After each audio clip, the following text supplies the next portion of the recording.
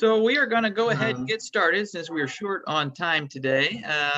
Thank you all for being here. My name is Jacob Falkenberg. I'm the Communications Director at Venture Portland, and we've got a really robust presentation today. I will ask that everybody just mute if you're not speaking, just so we don't have any interruptions.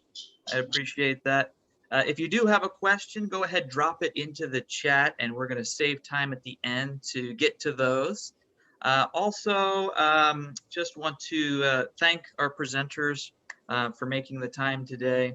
I think we've got a couple of folks trickling in, but we are going to be recording this session. So if you do have to leave early or you want to share the information, I'll send out a link to our YouTube channel probably later today, maybe Monday, depending on how long it takes to upload.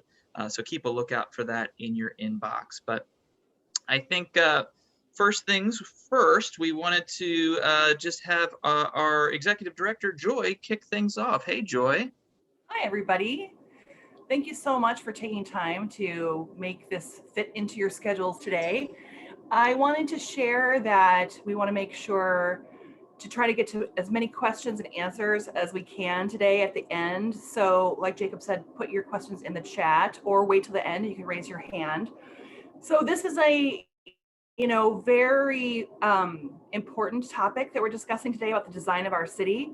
And I've heard from many of our board members who sit on business district associations.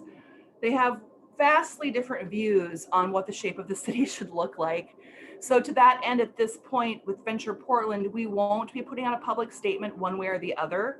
What we are doing are providing these types of opportunities so people can listen and learn and ask questions.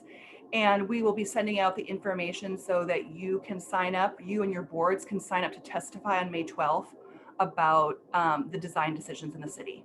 Anyway, thank you for being here, but I just wanted to make sure that everybody understands that we want to make time and space for everyone, and we do have like wildly varying opinions on the subject. So Jacob, back to you. Thank you. Thanks, Joy. So our first speakers today are from the Bureau of Planning and Sustainability. Phil Namany and Laura Patino Lillard are city planners with the city of Portland. So welcome, Phil and Laura. Thanks for being here. Thank you.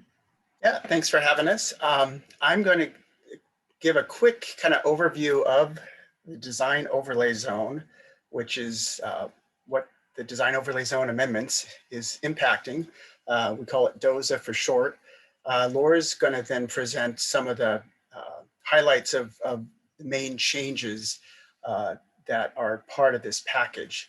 But because I think people probably have a variety of experiences with the design overlay, and also because business organizations and geographic areas in the city have a wide variety of where it doesn't apply, I just wanted to provide a quick overview on that.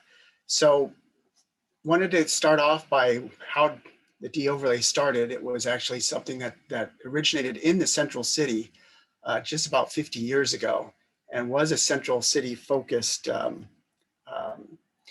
kind of tool that was used to help with design in the central city. A lot of it was a result of seeing blank walls, parking structures, things like that in the central city, and wanting to ensure there was a more active space downtown. It wasn't really until the mid-90s with the Albina plan that we started seeing or using this tool elsewhere in the city. And I am going to share my screen at this point just to kind of show. And this screen is taken from actually our map app. And does everybody see the screen there for the? I don't see it coming through. Okay. I thought I said share. Okay, let me go. There we go. I clicked on it. There we go, now right? You're good. Okay, so this is actually taken from our map app where people can come in and testify about the project. But I wanted to illustrate, if you look at kind of City of Portland as being, this goes a little beyond the City of Portland, but if you look at the City of Portland as a whole, you can kind of, the shaded areas are the area where the de-overlay applies. The focus originally was in the central city, when we expanded and worked on the Albina plan in 1993, that got expanded to this sort of inner northeast Portland area. And at the time, the de-overlay was a multifaceted tool. It was used both to kind of look at growth along corridors like Martin Luther King. It was also used to apply to a lot of our conservation districts, such as Piedmont and Elliott. And so it has a lot of the guidelines and standards that were developed at that time, which many are still used, had an element of conservation to it. Over the 90s and into the new millennium, this has been expanded to many other areas of the city, from St. John's, when the planning happened for St. John's and Hollywood, to Gateway, to some of the outer east areas along Burnside and in the Lentz Town Center. And each time the guidelines standards were somewhat expanded, but the main tools remain the same.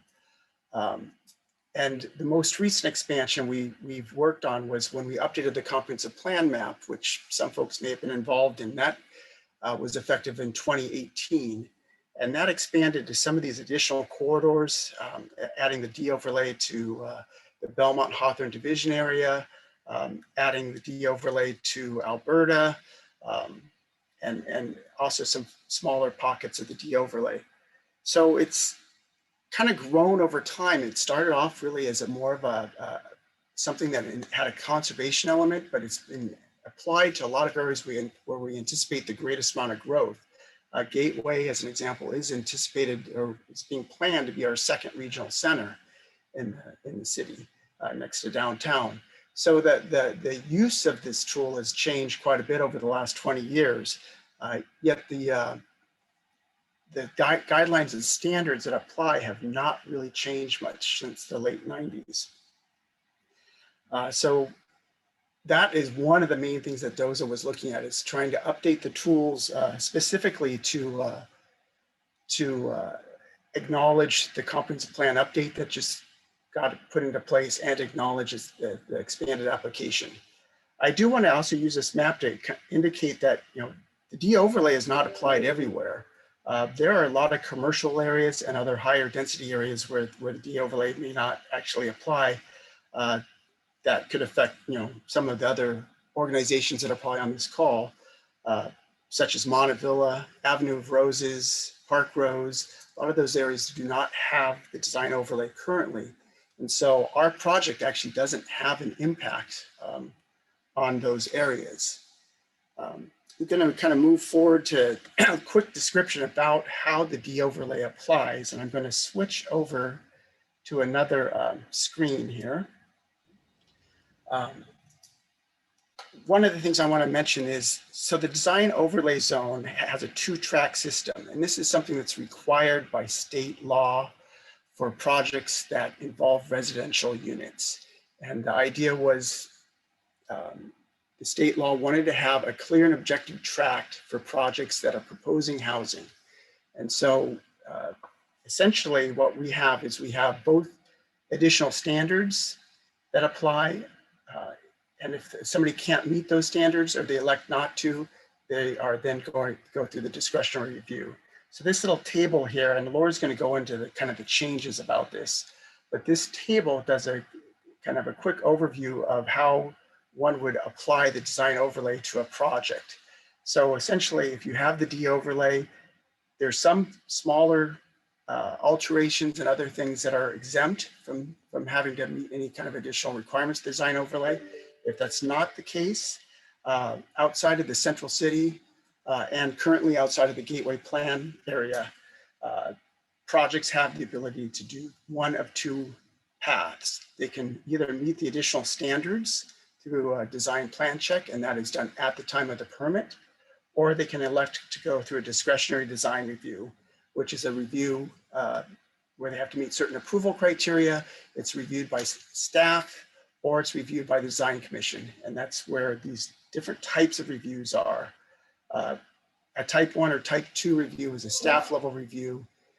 Type 2 review is a staff level review that can be appealed. A type 3 review is one that goes through a hearing with the design commission. And then if there's an appeal, it goes to city council. So this is sort of the format that we're working in.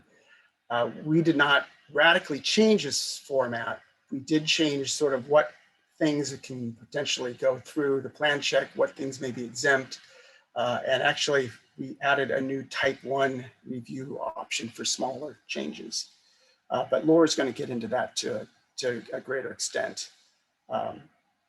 I do want to mention, I know for some people, they may be hearing this for the first time, but the DOZA has been going through a process for the past 5 years. We started with an assessment.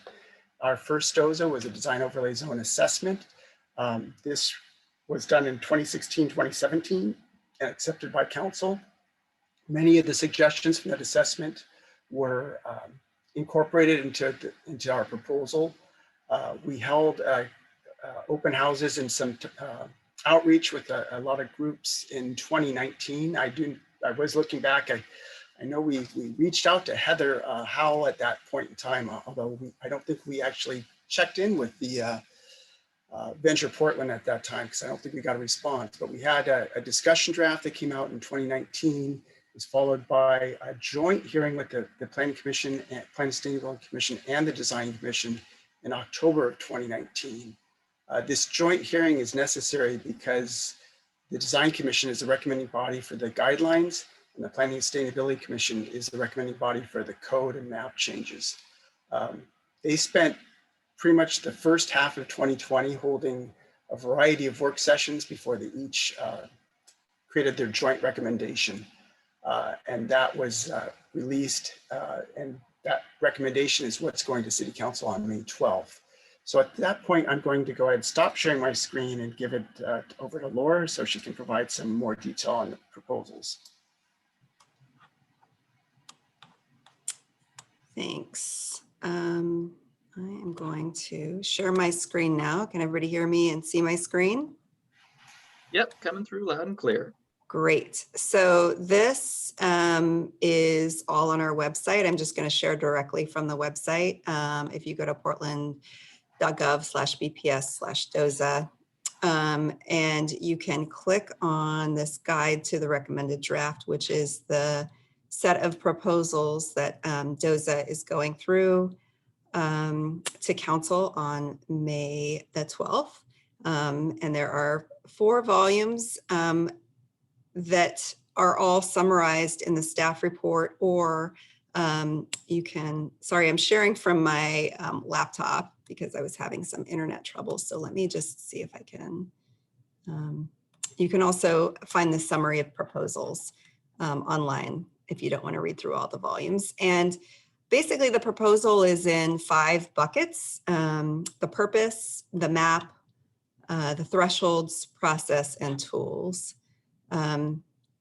So the first bucket is around the purpose statement, and Phil gave a really great summary of kind of like the history and how the design overlay was added incrementally to areas over time.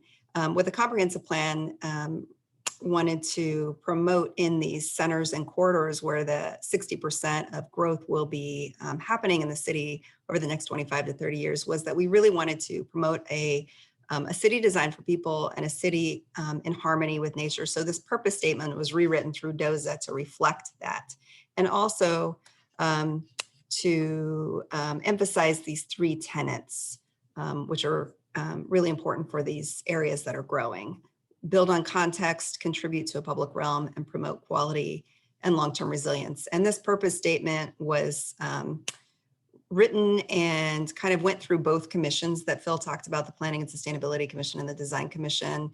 And they kind of massaged this and agreed upon kind of the direction before we really got started, so that we could ensure that this was the foundation for everything that came after. The map, not really a lot of changes made to the map. We sort of emphasized and doubled down that these are really, the D overlay is really about growth. And so we have taken design overlay off of the few single dwelling zones that were that had design overlay. So that's really the only change that's going through with the map. The thresholds, you saw this diagram earlier. This is about kind of which projects go through which level review in DOverlay and what set of tools they might use. This is pretty handy for understanding just how it works. I think of like Plinko, if anybody ever watched The Price is Right. If you are proposing a large project, you're probably not going to be exempt from design overlay. But if you're doing some small alterations, then you may actually be exempt from reading anything else in the chapter. And you can just sort of full stop. What DOZA did is we bundled a lot more of the exemptions, hoping to make it a little bit easier for businesses to do smaller scale alterations and improvements without having to go through any extra regulations. And we're happy to expand on that a little bit later if folks are interested. This is that 2-track system that Phil was talking about. And the PSC and the Planning and Sustainability Commission in their recommendation has expanded the threshold for projects for new buildings that can use the design standards. Currently, if you are proposing a new building that is taller than 55 feet, you would get kicked into this design review, which is the discretionary process that uses design guidelines as a tool instead of clear and objective standards. The PSC recommended that this threshold be increased to 75 feet. And so for projects outside of the central city, if you are proposing a new building that is 75 feet or taller, you can still, 75 feet or lower, you can still use design standards. There are a few additional standards that you would need to meet, but you can still use this this process. And so that's a big change that we wanted to emphasize with you all. And then another change is this type 1 that Phil added. And this is, again, if you can't meet the standards and you are kicked into design review, if you have some small alterations, this new sort of shorter time period review for discretionary projects was added. The next couple of buckets, I can just stay on this slide actually, because they're it's pretty handy. The next couple of buckets are related to the process and the tools. So the process are all about design review, this end of the 2-track system. And there were a couple of things that we should mention with the process that were added. One is that the Design Commission, who reviews type 3 projects, so the kind of the larger scale development that goes through a discretionary review. These are a body of 7 volunteers. Currently, it's made up of 1 member of the Regional Arts and Culture Council and 1 public at large member, and then 5 folks with expertise in design, development, and real estate. The Planning and Sustainability Commission added to that roster an expert in sustainable building practices and an expert in natural resources. And so the number of folks with the expertise in that design and development and real estate is now down to 3. So that's a big, that's a kind of a big recommendation that I thought we should emphasize. And then the second piece is that in any of these discretionary reviews, one of the factors that design review is not allowed to discuss or touch is the floor area ratio or height. Currently, they are allowed to talk about the sculpting and massing of buildings, but the proposal is recommending that they do not impact height or floor area ratio. So that's a big change. The last bucket I'll just talk about briefly is the tools. And this is the design standards and the design guidelines. So these were rewritten to follow that purpose statement that I read to you, or that I showed you earlier around the 3 tenets. So I'm just going to click on this real quick so you can see a snapshot of kind of the way the tools were written are around, again, these 3 tenets. The citywide design guidelines, there are 9 of them. This is quite a smaller number than the current design guidelines, which I think there are 16. So we're trying to just really emphasize and talk about some of the bigger picture guidelines that are really important. And then the standards they are responding to the same tenets and same values that the guidelines are responding to. But of course, they have to be clear and objective, so there's quite a bit of specificity. And the last thing that I'll mention is that today, there isn't a lot of flexibility in reaching the standards, but this proposal has added kind of two different types of standards. One is a set of required standards, which are fewer in number because they must be met. And then quite a few optional standards, which are kind of based on a point system. And you do need to meet a certain number of points depending on your site size, but they are intended to be flexible so that the public and the applicant can kind of talk about what's important for that site area and kind of use what's appropriate to the context and to the site. So that's a pretty new change. And there are quite a few different standards that are also, responding to these three tenets that folks can choose from. So at this point, I'm going to stop sharing my screen. And that's kind of the proposals in a nutshell. Thanks, Laura. Thanks, Phil. Yeah, very helpful to get some background information on there, as a lot of folks are still new to this process, so I really appreciate it. Okay, I saw there's some questions in the chat, but we're going to hold until the end of the presentation to get to those. So we will move on to our next speaker. Her name is Heather Flint Chateau. She is the director of an organization called PDX Main Streets, and she is going to share her thoughts on the changes to the DOZA plan. So Heather, welcome. Thank you so much.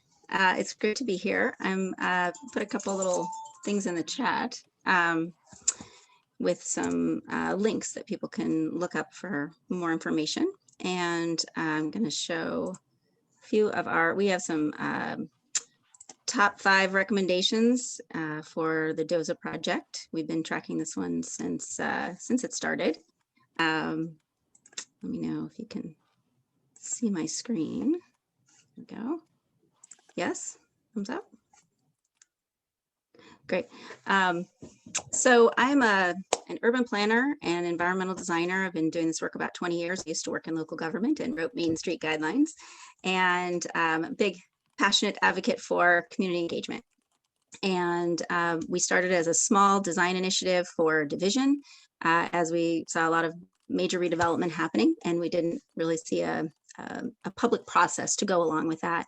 So we reached out to the city and said, hey, we'd like to see some more design review or some more design tools. And there were no really resources at the time. So we ended up starting our own initiative across 4 different neighborhoods and formed an inter-neighborhood coalition of 7 different community representatives. And over time, that has built into a larger collaborative as more and more communities started adopting our design guidelines. And so we scaled up to a citywide effort so we could help more and more communities that may not have planners and architects to help out. So a really big piece of the work that we are passionate about is raising design literacy. So, design is much more than, we don't really try to talk about style. I think there's a misperception that design is about style. And that's actually, we almost never talk about that. Really what we are thinking about is building form and mass and how it relates to human scale. And that's, when I talk about human scale, that's actually how you make tall buildings feel human scale with those, proportions that are harmonious and relate to the human body. And then how, communities can ask for what they want instead of what they don't. A lot of times communities are spending time advocating for, well, I just like it to be smaller, or, those are not things that communities can really control, or business districts. And so, helping kind of hone in on the things that they can influence instead of, ground floor commercial, or ground floor residential, they might want ground floor commercial, or relate to some of the neighborhood patterns or things like that. So really try to raise people's design literacy so they can use the same language with architects. So as we think about, how this important policy, and I do want to appreciate the city for taking on this really big project. I want to appreciate Laura and Phil for their hard work. This is a massive undertaking that they have led, and it's really complicated. Having done this work, myself, I know it's, there's a tension there about, design, people's different preferences, and I want to emphasize that, this is not a debate between old and new, modern or traditional. That's kind of a false narrative about, whether we're going to grow or not grow. It's really, when you think about something simple like, do I like, salmon or chocolate cake? It's really not a choice between, do I like this or that? It's, I may not necessarily want them together. I might want them differently. So, really, we want to make sure that there's a good fit as we grow, and that communities have a greater voice and a more equitable opportunity as we redevelop, that we really are having the tools that we need to assess context and character. And we want to make sure people know about this important citywide policy. So even if you're not in the design overlay, maybe you want to be.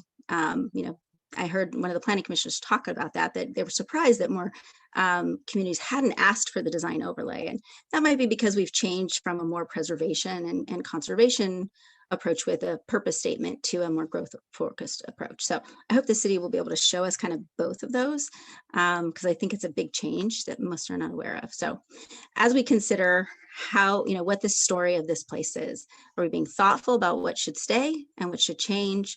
What are those design patterns? City talks about these sort of pattern areas around our city. We have this inner east pattern area, but I think there's a distinct sort of sub pattern of these, streetcar main streets. It's the most formative, land use pattern that shaped our east side. And, how can we be relating to that pattern? How can communities have that voice as we grow?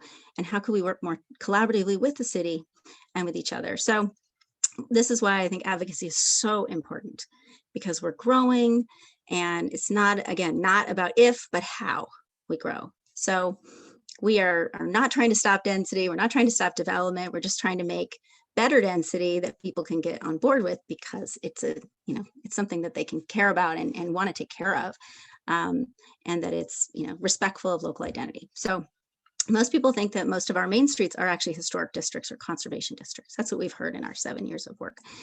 That's a misperception. Only a few of our areas are. So they're really vulnerable when they have these tiny lots on, narrow main streets, and, a lot of change. So we create a lot of contrast.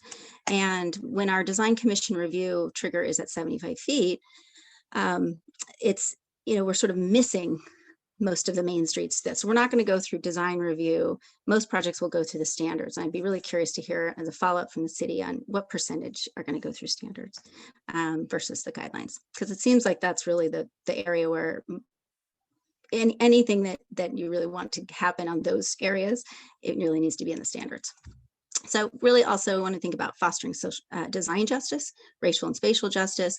How can we enhance, not just top-down approaches, but grassroots approaches and local self-determination, making sure people have a seat at the table, moving from just informing to engaging and empowering communities. And we're really concerned, for a long time, the East Side has not really had the tools. We had not had area plans for some parts of our city, certainly not the Southeast. And we need those tools now, because these areas are developing quickly, and we need more of that planning support where there are impacted areas. So we may not be an underserved area in one respect around division, but we certainly have been highly impacted, and we didn't have the tools. So we had to create them ourselves. We didn't have any money. We didn't have any resources. We just did it ourselves. And yet we understand, and I hope we can talk about this more, that there is no pathway for our community-led planning work, despite being adopted by many, to be recognized by the city. So I'd love to talk about that more, and how there could be pathways for that. How could we have a community-based planning policy that could really be a great leadership model for many communities to know what are best practices and how those could be recognized. So as we grow, this is an important quote that we heard from the consultants in the DOZA process, that the concern is that this rate of growth is overwhelming and erasing the legacy of these places as we redevelop. So We want to make sure that we are evolving. This is Division Street, which, really people are calling the division wall. And as we created division design guidelines, we heard from many communities that said, we don't want to be division. And we had to sort of, explain to them that our design guidelines came because we didn't have a voice in shaping this place. And so because the lots are narrow, what happens is that I've heard from contractors and developers is that we don't end up just doing infill in these vacant properties and parking lots or underdeveloped sites. We end up having to demolish to get economies of scale, and that's not very sustainable. There's big carbon impacts. So we'd love to be filling in the gaps and building above, but really don't want to be demolishing, some of these buildings. So and we want to be able to keep our identity as we grow. So this is not about density or stopping it. It's about design. So how do we evolve versus scrape and replace? That's a big issue for us. So we want to make sure that as we think about context, that's so important. How do we have the tools to evaluate context? So our call to action is that people come out and speak out whatever your priorities are, and that we have these top 5 policy recommendations.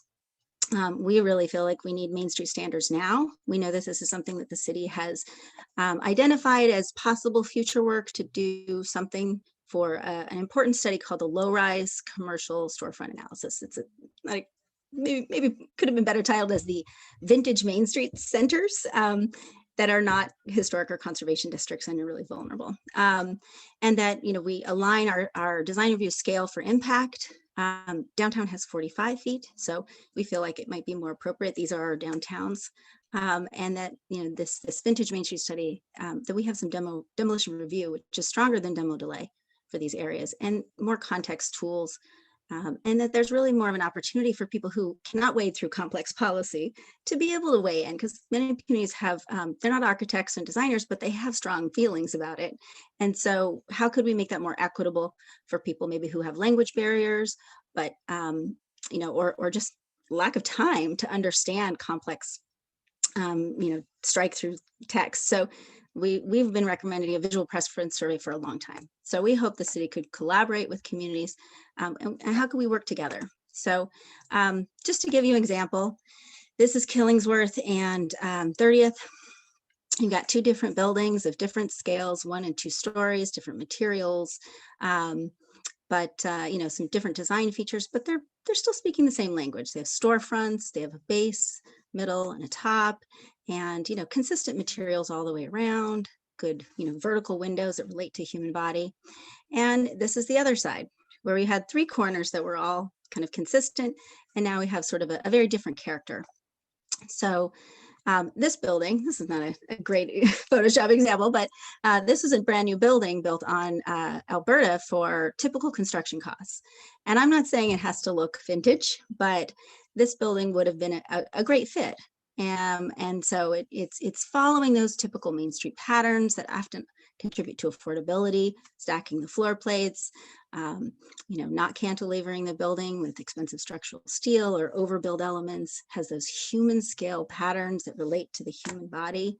There's a lot of interesting health evidence about kind of symmetry and harmonious design, and how that actually is very stressful psychologically for people when things aren't in harmony. And so, how do we foster that as we go forward? So again, it's not about being vintage or traditional, but this building is doing some of those same things in a modern way. It's more consistent in materials, and it's creating a more harmonious approach. So that's maybe a better fit. And so we need some tools to be able to evaluate what these impacts are. So we've been advocating for a context elevation for quite a long time, because you can really see at a glance, just like those other images, how is that building fitting? How is it relating? So we asked for one of our policy recommendations is a context elevation and a context site plan, where you can see the adjacent properties and how close the building footprints are to the street. And we've had some opportunities to change that, where we could see what the impacts were and align those things and make a better fit. Another tool that doesn't really feel like it's as available, but we would like to see in our sort of DOZA dozen Main Street standards, would be an opportunity for step backs. And that could be a minor step back or a major step back, but maybe the option to bonus that area back for maybe a community benefit like a plaza. And what the trick of this is that you can actually build pretty close, similar to this picture. This is a draw over of a new building in Selwood that would have been maybe a better fit.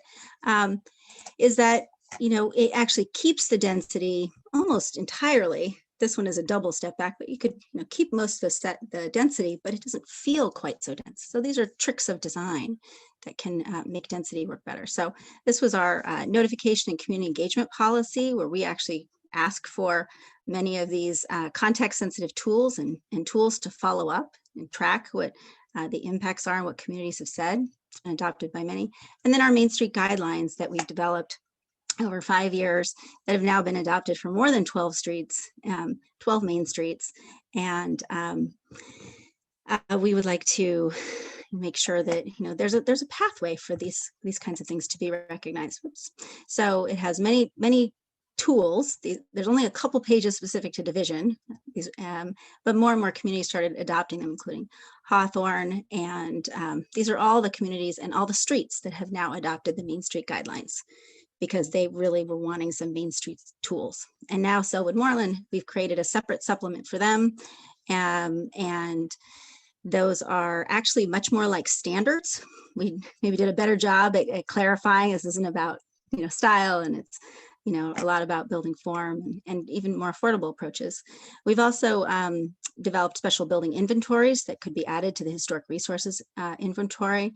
There's some standards that say, if a building is adjacent or across from a historic resources inventory building or a landmark, you should relate to that. But unfortunately, many of our buildings are not on the historic resources inventory because it hasn't been updated since the 80s. So it feels like maybe we're doing some things backwards. Should we be waiting on this a little and updating our historic resources inventory and doing our historic resources code project, which is happening right now? We don't have a master plan for preservation.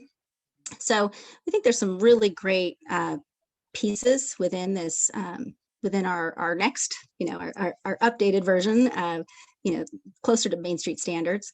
And, we've been reaching out to people in lots of creative ways, at farmers markets and walking tours and grocery stores and street fairs and art installations and every way I could think of as a planner to reach people. So it's not just about the people that come to meetings. We've had a lot of diverse participation.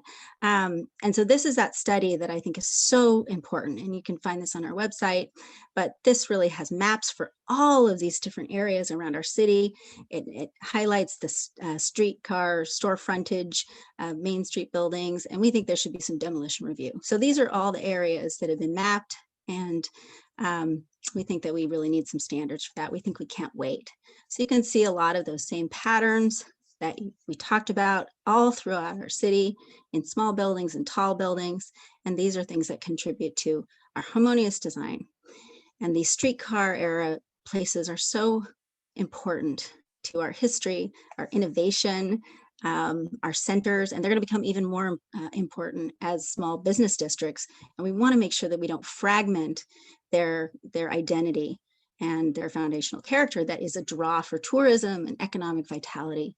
So as we look at these patterns of these places, a lot of these things are not about style. A recessed entry is so you can step out of the rain, or you can let someone pass. So you don't run into someone as this chamfer corner as you turn around the corner.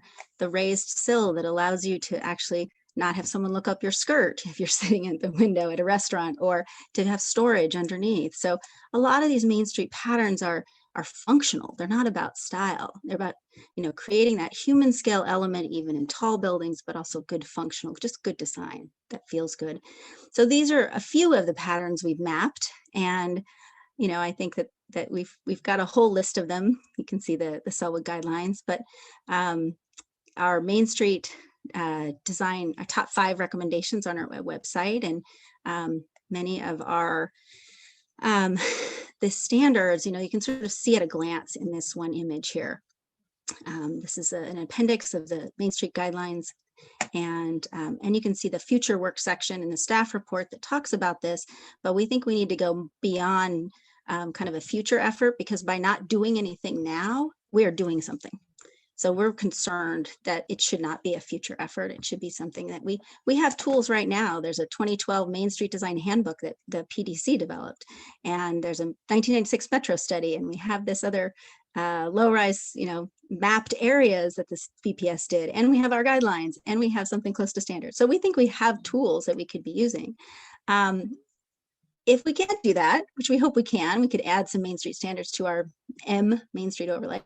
But at a minimum, we'd like to add some more to the base standards that the city's proposing. So we think that we need an affordable design standard, because a lot of what we're doing is made unnecessarily unaffordable, because we're doing things that actually, cantilevering our buildings out with expensive structural steel, or not aligning our windows and floor plates. That adds a lot of cost. So a lot of traditional design tends to be more affordable just because it's cost efficient to build. So a lot of those are practices we can be using, but it doesn't have to look vintage. It's just simple, cost-efficient design. But you can also see how those, kind of vertical human scale windows on the right, just this draw over of a building, makes a tall building feel more human scale. So I want to point out that this is an opportunity to do this in modern buildings. These are both examples that relate to the pattern language we love. And this is what I was talking about this sort of big impacts on small streets, but how this one fits perhaps a little bit better, this one maybe less so. So this is why we think community planning is so important when the budgets are thin and staff is not available. And we really need a greater seat at the table from more communities. So we've done a ton of work. This is a lot of words on a slide, but I just want to say, we've done the process. We've followed best practices. We've engaged communities. We've demonstrated support. We'd like to see a pathway for community-led planning to be recognized at the city, and hope the city would work with us to collaborate and find out. We don't expect our work to be, adopted whole cloth. We just like to be able to, collaborate to make something happen. So we encourage people to be advocating at City Council. This can change the future of our city. So thank you so much. Thanks, Heather. Very interesting stuff. I really appreciate your insight and your recommendations. Thanks, Roger. On that plan. It looks like you spent a lot of time and done a lot of research. So thank you for that.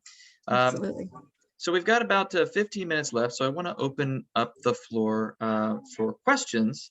And I believe the first question that came in was for the crew at BPS, Laura and Phil. So I think folks just were wondering, how did the current areas of the design overlay get selected, and what kind of community outreach did the city do when they were kind of putting together the plan? I can give a quick start, and I think Laura can add on to it. Initially, it's as we showed initially, it was sort of organic over time. But I think, during the last 20 years, oftentimes what would happen is there'd be an area plan done, like the Hollywood area plan, the St. John's area plan, 122nd Avenue. And oftentimes as part of that plan, they would recommend that the design overlay zone be applied. And those area plans were often public plans that were discussed with the people who lived in the area. There'd be walking tours, things like that. More recently, and Laura can touch on this, some of the areas that got the D overlay, such Belmont, Hawthorne Division, Alberta, that was through the comprehensive plan update. And so once again, there was conversations occurring during that time. There was some rezoning done. The mixed use zoning was being considered, and the D overlay was added at that point. So that's been in the past. Generally, I think moving forward, Laura can touch on this, but we're currently working on the West Portland Town Center plan, and the design overlay and expansion of that is being considered. And I don't know if Laura has anything to add on that. No, I think incrementally is the short answer, incrementally through neighborhood plans. except more recently in 2018 when kind of to rectify the changes being made in the comprehensive plan and just recognizing that areas of growth, not all of them had design overlay, not all of the town centers had design overlay, and not all of the inner neighborhood centers and corridors had design overlay. And so those were all added as part of that like big comprehensive process. And one thing to kind of add on that, go ahead. one of the things that got done at that point in time was a potential in the CM2 zones, which is what the zoning is for a lot of these areas, the ability for inclusionary housing projects to gain 10 feet of height.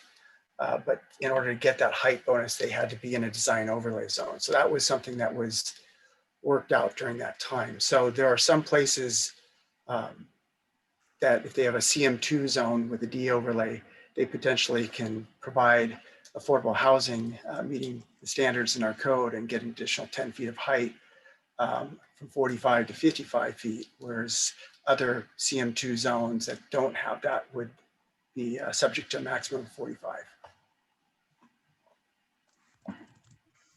And then I just wanted to add a bit on the outreach. I think I put a couple answers in the chat about the outreach done for the assessment. It was a pretty lengthy process. And then I just also pasted the appendix, which is in the documents and resources on the website, which gives kind of an outline of all the interviews and surveys that were done during that time. And the assessment really came up with the kind of 24 or so recommendations that that the project moved forward on, and then had these subsequent points of outreach during the legislative process. Thanks, Phil. And Laura, I appreciate that. I just jump in on the outreach real quick. Oh yeah, go ahead. Lizzie mentioned the 61 meetings that are noted in the staff report. And I wanted to flag this. I think I've mentioned it to staff a couple times, but I'm a little bit concerned that I'm seeing an error in the staff report where it says between February 2019 and May 2019 that there were 61 open houses, meetings, and everything. And that's been in there, I think, since the Planning Commission, and that was actually over 2 years, from 2017 to 2019. So I'm just a little concerned that that is maybe misrepresenting that there was more public outreach at that time. And you were kind enough to share your outreach list of those meetings, and it kind of comes across like there was more outreach done at the time. I know you're not trying to misrepresent it, but it comes across to others that read it as if there were all of these open houses, when really, when I looked at the list, it seemed like there were maybe 4, not 61. I know a lot of those meetings were, some of them were coalitions and some of them were with, design commissions and landmarks and small, developers or real estate. So I think people are really curious.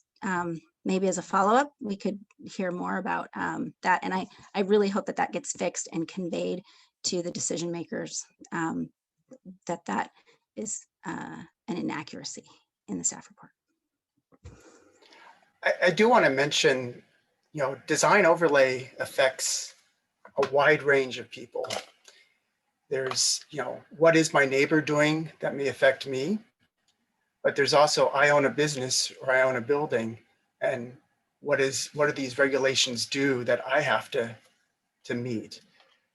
And so once again, I think, the idea that we met with architects, that we met with other business groups, that we met with the sign industry, all of those folks are impacted by these regulations. And so I do want to present that, there are 2 sides to this aspect. Design overlay can be a burden on small businesses that want to expand or that want to change their exterior.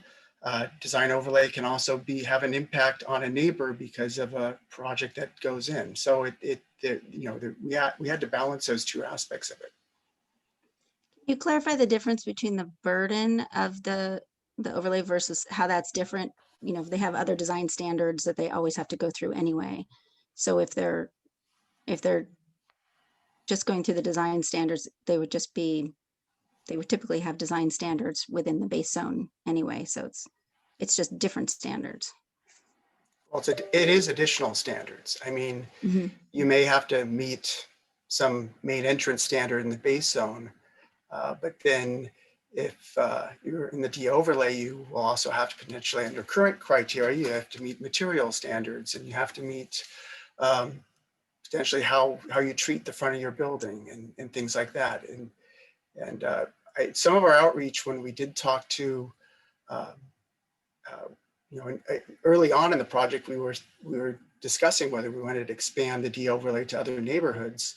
I think there's some neighborhoods that really supported the idea of having the design overlay. There were other neighborhoods that were concerned about having the D overlay, especially neighborhoods where they felt like they were having trouble, maintaining businesses, or businesses were concerned about how much money they might have to invest to improve their property.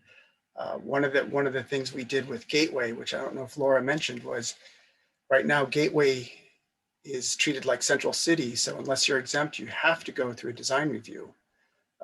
What we found in talking both to some businesses and talking to Prosper Portland, who tries to help with small business improvements, was that there was sometimes a resistance by the small business to make exterior improvements because they didn't want to have to go through the land use review. So that's a balancing aspect, and that's why DOZA, that's part of the reason why we've created a standards track that allows both required provisions and optional provisions.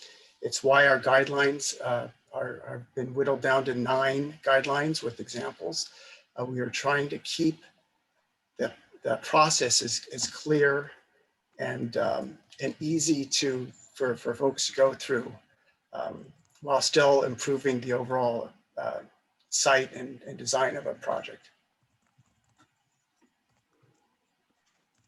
Thanks, Phil. We are running short on time, so I just want to make sure we have a chance to get to 1 or 2 more questions. I see Wally Brown has their hand up. Wally, do you want to ask a question? Hello. Yes, I do. I'm asking a clarifying question because I work at Alberta Main Streets. Our board will be voting on this Monday. I just want to get as much clarity so we can provide information. So I basically have 2 questions. I'm trying to whittle this down into its most basic parts. So like with this upcoming DOZA overlay design kind of rehash that's being proposed, it sounds like it's going to generally do 2 things. So it sounds like it's going to lower the money and time required to approve designs. And it's also going to kind of decentralize the concentration of large buildings throughout Portland. Like just basically people can build larger buildings in more places than just the central city. Is that kind of like just in the gist of things? Is that kind of what's going down? I'm going to talk about your first point. I think Phil was talking about trying to achieve this balance of inclusive design and lowering project cost, time, and also providing more certainty. Those were goals of the project. And I think it's kind of up to you all that testify and council that is going to be deliberating on whether or not we've achieved those goals. So that's something that, but yes, those are some of the goals that we came into the project. And again, trying to balance kind of both. The second point that you brought up, I'm not totally clear.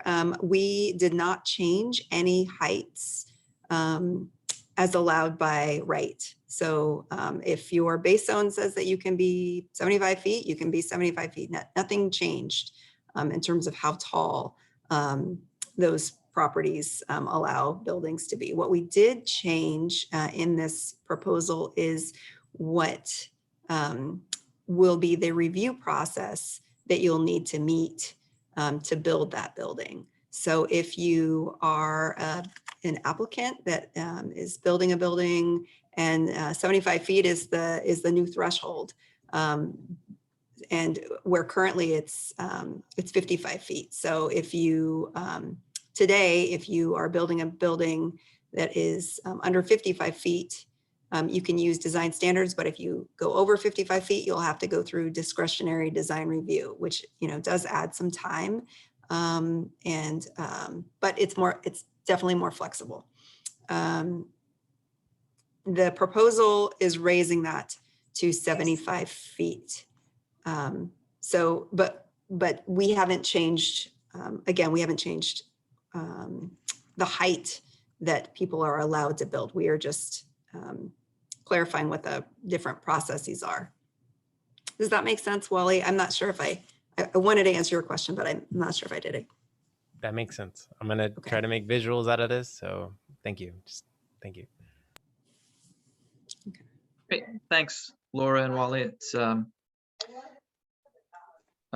really great points everybody's making, and I wish we had more time. It seems like there's a lot of questions in the chat that we're not going to be able to get to, but I am going to save the chat and send it to our presenters, and then allow them an opportunity to respond in our follow-up email. So if we're not able to get to your questions today, look for some more information in an email from us following up, because we are unfortunately out of time, and I want to be respectful of everybody's time here. But I do want to encourage all the business associations and business districts that are in attendance today to testify at City Council. I believe May 12th is the day that they will be talking about the DOZA. So whether you're in favor of the current plan or would like to request changes to the plan, we encourage you to make your voices heard. Yes, Heather.